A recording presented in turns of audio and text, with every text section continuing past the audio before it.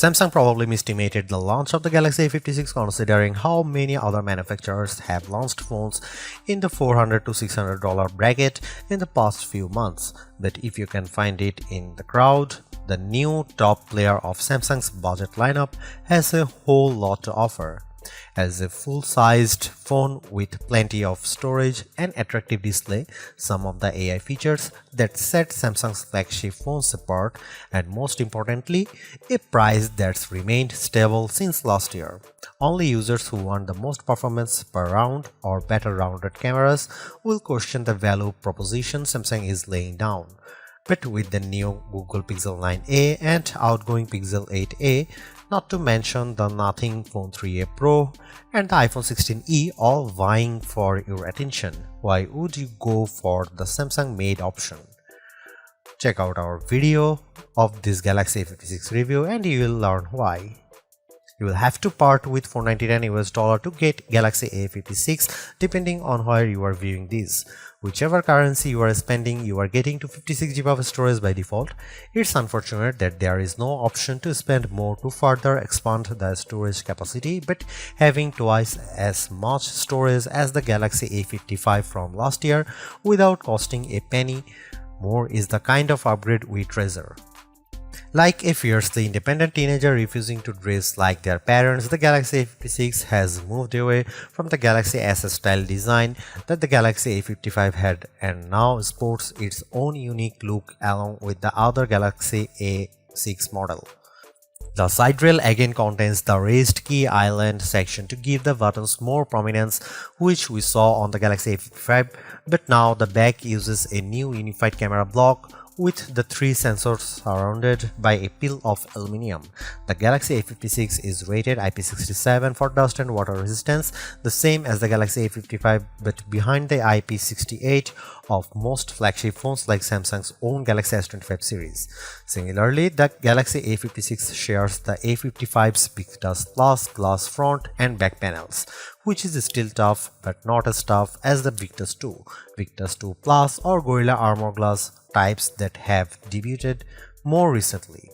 The one issues I have, and only a minor one, is the glossy finish of the rear of the phone. Most phones use textured glass or plastic that makes it hard to notice finger marks, but not the Galaxy A56, whose back panels looks like a French door installed in a kindergarten after only few minutes of use. The color selection for the Galaxy A56 is a direct split between sensible and spunky. Graphite and light gray are available for the sensible, giving the Galaxy A56 a dignified look, while the olive and pink are there for people who want to make a statement. The Galaxy A56 sticks with a 6.7-inch Full HD display like its predecessors, albeit with the bezel slimmed down compared to the Galaxy A55. You can still tell this isn't a premium display by the remaining thickness of the screen borders, but it's bright and colorful and significantly larger than what to get on the Pixel 8a or iPhone 16e, both using 6.1-inch panel. Samsung basically imported the Galaxy A56's camera straight from the Galaxy A55. There is a 50MP main camera, a new 12MP ultra-wide and a 5MP macro camera on the back, plus an updated 12MP selfie camera on the front. The new front camera's lower res sensor than the 32MP one previous Galaxy A model's features, but one which Samsung promises offers improved low light performances as well as adds HDR video support. Here are some camera samples of Samsung Galaxy A56.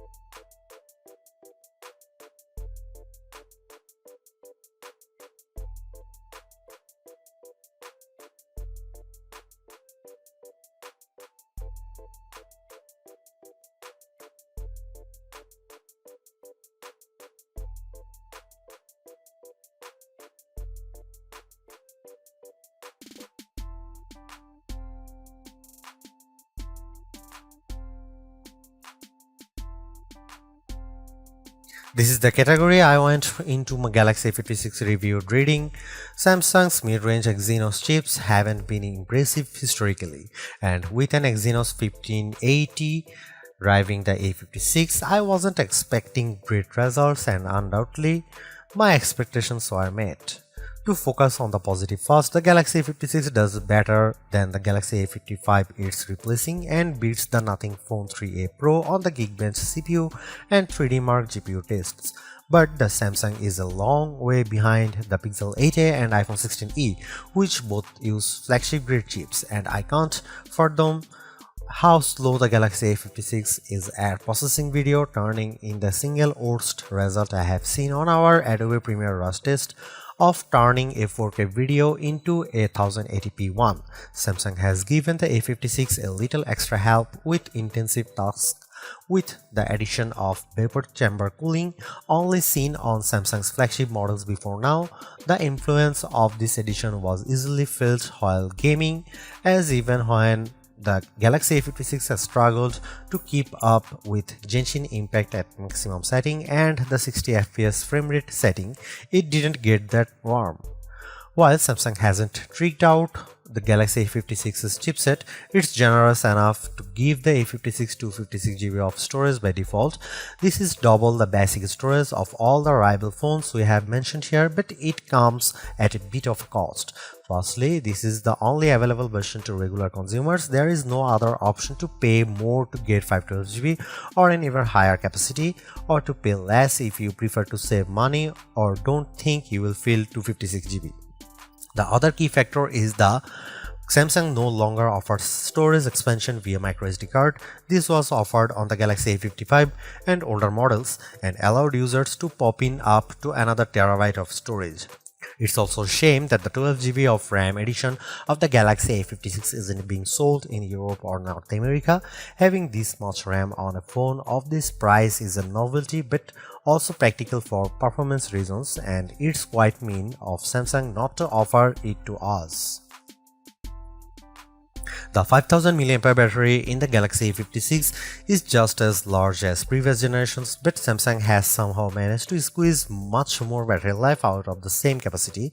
Since we haven't lab tested the Galaxy A56 yet, I performed my unofficial battery test, which sees how much battery a phone loses after 3 hours of 1080p YouTube video over Wi-Fi. The Galaxy A56 only lost 14% in this test, which compared to the Pixel 8a and Galaxy A55, which lost 18% and 22% respectively, is a big improvement and a comforting sign of good battery life under more typical conditions. In a surprising move, Samsung has given the Galaxy A56 45 wired charging, only seen before on the Galaxy S25 Plus and S25 Ultra and their predecessors. It's fast for a phone of this price, although there is no brick on the box provided, and Samsung's own 45-watt charger will set you back $49 US. We'll get back to you when we have charging test results for you, but we'd expect a charger of this power to fill the Galaxy A56 to empty to full in around an hour. The awesome intelligence Samsung advertises for the Galaxy A56 is not quite Galaxy AI, but there is still some overlap in features. For instance, the Galaxy A56 now offers Circle to Search like other recent Android phones, an object eraser for tidying up your photos, and Best Face for swapping you and your friends' faces to help you make a shot while you are smiling and looking at the camera together. A couple of others to highlight are the Filter Creator, which allows you to apply the color profile of one image to another, give it a whole new look, and Auto Trim, which can assemble selected video clips to create a montage. Both of these available on the Galaxy S25 Series 2, so it's further evidence of awesome intelligence and Galaxy AI being closely related despite their names. Productively, fans will be disappointed to learn that DeX, Samsung's desktop mode for smartphones, hasn't made it to the Galaxy A56. This isn't perhaps a surprise, as no previous Galaxy A model has been able to use it, but it's a pity that the cheapest way to get these very useful features via $600 is Samsung Galaxy S24 FE. Samsung has upgraded its software update plan for the Galaxy A56 to 6 generations of Android and 6 years of security. That doesn't match Google's 7 years of full updates for all its phones, including Pixel A series models, but it's still ahead of what any other brand offers for its cheaper phones. With the expectations of people I know to be keen gamers, I'd not hesitate to recommend the Galaxy A56's brilliant blend of power efficiency, image quality on display, and via the camera, and generous selection of AI features, software support length, and default storage for anyone with their budget fixed at the mid-price range, but I don't know if it would necessarily be my first recommendation to anyone either. The best advice I can give about deciding if you want a Galaxy A56 is how happy you are with a jack of all trade phones. It can be argued that overall balance is better than excellence in a narrow category, and if that's your outlook on life, you'll get on well with the Galaxy A56.